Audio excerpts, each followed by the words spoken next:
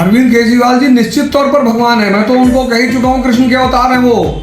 ध्यान दीजिएगा आप कि ये एक ऐसे आदमी को कृष्ण का अवतार बता रहे हैं जो आदमी भ्रष्टाचार के आरोप में, और वो भ्रष्टाचार शराब घोटाले का है। ये उसे कृष्ण बता रहे हैं, कन्हैया बता रहे हैं। अरे यार, दोगलेपन की हद होती है। बेशर्म नेताओं से देश भरा हुआ है, लेकिन इस स्तर की बेशर्मी, सोचो जरा कि हिंदू धर्म को गाली देना, हिंदू देवी देवताओं पे कमेंट करना कितना आसान लगता है। ये अवध ओझा सर इस समय उस तरीके से अपने आप को प्रेजेंट कर रहे हैं जैसे अरविंद केजरीवाल को कृष्ण बना चुके हैं और ये अर्जुन है। अरे बेशर्मो, राजनीति करो, हिंदू देवी देवताओं को गाली मत दीजिए। अगर हिम्मत है तो एक बार अरविंद केजरीवाल को मोहम्मद साहब या ईसा मसीह बोल के देख लो। सिर्फ बोलोगे, रहोगे नहीं।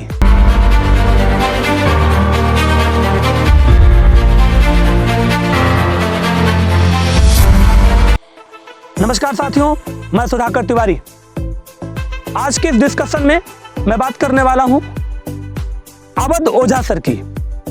ये अवध ओझा सर जो राजनीति में आने से पहले नरेंद्र मोदी जी और राहुल गांधी जी दोनों की बहुत जम के तारीफ किया करते थे, लेकिन अब ये उस पार्टी से चुनाव लड़ रहे हैं जो पार्टी मोदी जी और राहुल गांधी दोनों की धुर विरोधी पार्टी है, आम आदमी पार्टी। पत्रकार ने इनसे पूछा कि आपने आम आदमी पार्टी ही क्यों ज्वाइन किया, तो इन्होंने उस पर जवाब दिया कि मुझे आम आदमी पार्टी की जो शिक्षा की नीति है वो बहुत शानदार लगी।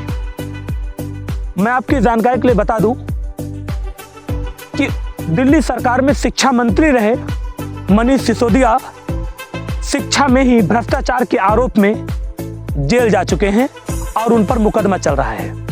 ये उनसे प्रभावित हैं और पढ़ाते हैं यूपीएससी वालों को। धन्य हो शिक्षा। ऐसे टीचर पढ़ाएंगे यूपीएससी वालों को, तब टॉप क्लास का डिस्ट्रिक्ट मजिस्ट्रेट होगा देश में, वही चलाएगा जिला। ये एक जेल में जाने वाले शिक्षा मंत्री से प्रभावित हैं। इनसे जब पत्रकार ने अगला सवाल किया कि अरविंद केजरीवाल के ऊपर तो भ्रष्टाचार के आरोप हैं और कोर्ट ने कहा है कि जब तक आपका यह आरोप, आप निर्दोष हैं, ये साबित नहीं हो जाता है, तब तक आप मुख्यमंत्री नहीं बन सकते। तो इन्होंने कहा कि आरोप तो नेल्सन मंडेला पर भी ब्रिटिश गवर्नमेंट ने लगा दिया था, लेकिन बाद में यूरोपीय संघ ने उनको नोबेल पुरस्कार दिया था। मैं आपकी जानकारी के लिए बता दूं कि जब ब्रिटिश गवर्नमेंट ने नेल्सन मंडेला के ऊपर सेडिशन का चार्ज लगाया था, तब वहां पर डेमोक्रेसी नहीं थी, लोकतंत्र नहीं था।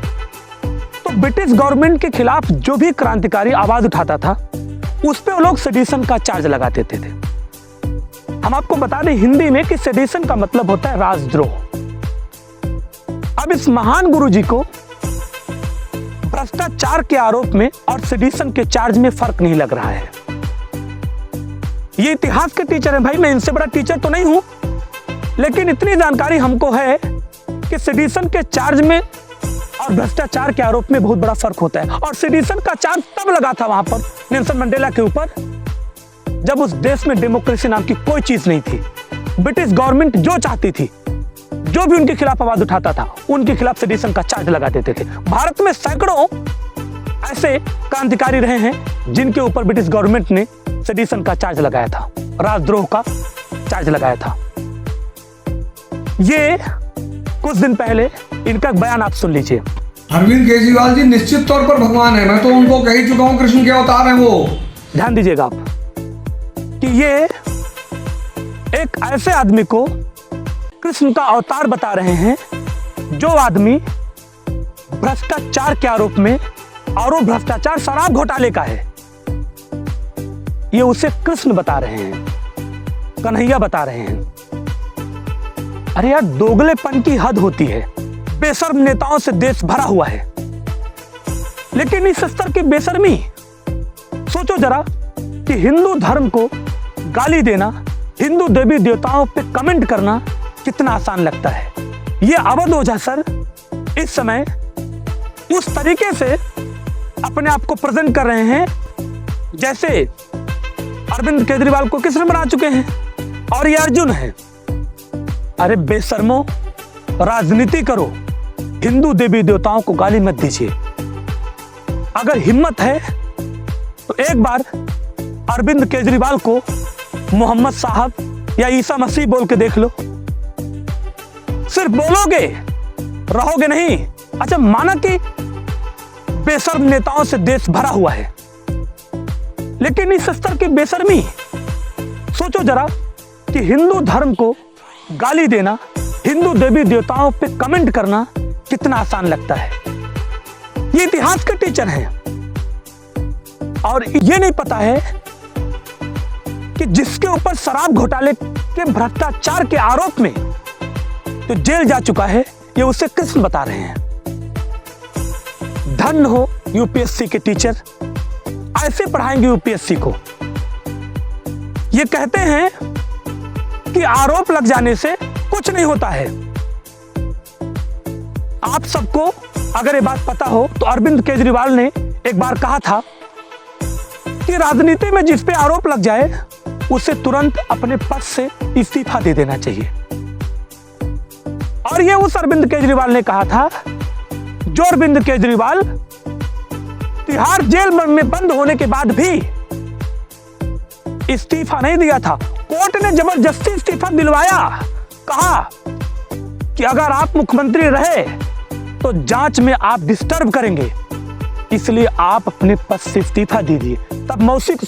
तब ये आतिशी को बनाया गया वहां का मुख्यमंत्री। मेरी कोई बात अगर आप सबको बुरी लगी हो तो उसके लिए मैं क्षमा प्रार्थी हूं, लेकिन अगर ऐसे शिक्षक यूपीएससी को पढ़ाएंगे तो फिर हो चुका देश का विकास। ये राजनीति करने के लिए आए हैं, ये राजनीति करें, क्योंकि वो जिस पार्टी में गए हैं, ये उस पार्टी का मुखिया अरविंद केजरीवाल, उससे बड़ा दोगला भी आज तक राजनीति में नहीं पैदा हुआ। वो दुनिया के सबसे बेहतरीन इंसान अन्ना हजारे के बगल में धरने बैठे थे और कसम खाई थी कभी राजनीति नहीं करेंगे। कसम खाई थी कि कभी सरकारी सुविधाओं का लाभ नहीं उठाएंगे। कसम खाई थी कि कभी अपने लिए घर नहीं बनवाएंगे। सुनो, इनके घर का नाम शीश महल है और 8-8 लाख के पर्दे लगे हुए हैं, मकराना के पत्थर लगे हुए हैं। ये उस पार्टी में इस समय चुनाव लड़ने के लिए गए हैं और जो अरविंद केजरीवाल हैं, जो उनका तरीका है वही तरीका इनको भी सीखना है, जो तरीका उस पार्टी के आधे दर्जन से ज्यादा नेता जेल जाकर सीख के आए हैं। धन्य हो भारत की शिक्षा। ऐसे ही यूपीएससी के टीचर यूपीएससी को पढ़ाएंगे, फिर हो चुका बच्चों का उद्धार। अगर कोई बात बुरी लगी हो तो क्षमा प्रार्थी हूं।